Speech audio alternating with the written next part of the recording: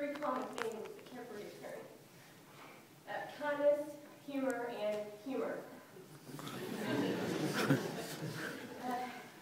I would like to remember him by those themes, so I thought I would share some stories that would ultimately paint a picture of him. He coached nearly all my softball teams when I was younger, and for each player he gave a nickname. One that stands out to me is Jessica Jamerson. To this day, I will know her as Hot Dog. My Aunt Terry reminded me that when she was home from school during the summer, she would go to Mom's and Dad's to lay out. He made sure she knew how to work the sprinkler system and redid the schedule, so according to her, they would come on during prime layout hours. Randy Ogden told me several funny stories, including the time her dad broke my dad's nose 30 years ago playing softball, and of course still harassed him about it up until his death. She also told me of her need for extra tartar sauce when she came to pick up fish from Shaker's. He would always yell out from the whole restaurant to hear, "Well, I know who that's for." He had acquired many friends on his mail route, and one husband and wife in particular that would give him produce regularly.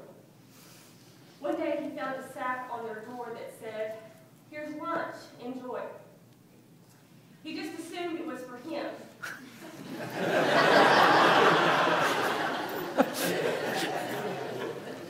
He started eating the lunch, and then the husband pulled up and asked why he was eating his lunch.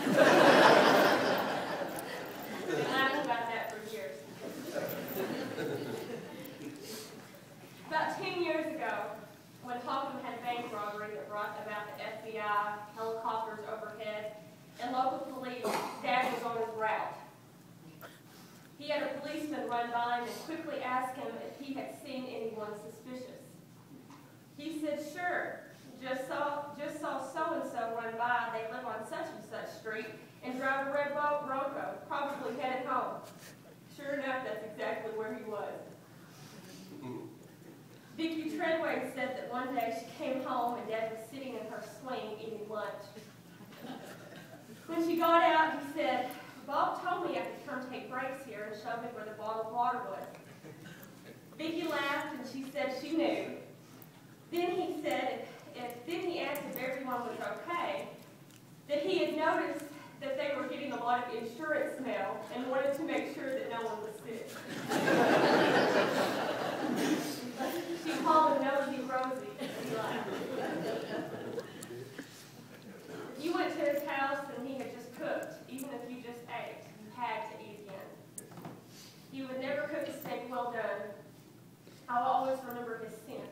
He smelled of vanilla pipe tobacco and served as my scent for a while growing up. He was very proud of his truck he built called the Great Eagle. It was probably the only truck that made a $10,000 profit on because he sold it 6 times. Even after he sold it numerous times, he continued to keep up with who owned it. I remember him telling me how he got it stuck under the Sonic awning. My sister, Heather, had the truck at the time, and the manager called Dad and told them they had a little dilemma. He eventually had to let out the air in the tires to get it out. He loved dogs. Courtney McMahon told me he was the only mailman she had that had her phone number and would call her to let her know he had put the dog back in the fence. He'd say, "McMahon, I put your ugly dog back in the fence." My stepdad, Morris, my dad, Tommy Spade, and Brad Carter, decided to go fishing together one winter. It was about 15 degrees at the time. After Morris put on all his expensive gear, he started stepping farther and farther into the lake while Dad warned him that he might want to stop. Sure enough, Morris took another step and plummeted to the bottom. As Morris was grabbing onto the roots while his boots were filling up, he could see Dad and the rest of them lying on the ground in tears. Finally, Dad asked if he was all right and fell to the ground laughing. They eventually got off the ground to help him up, and Morris sat in the grave and dried off the rest of the day.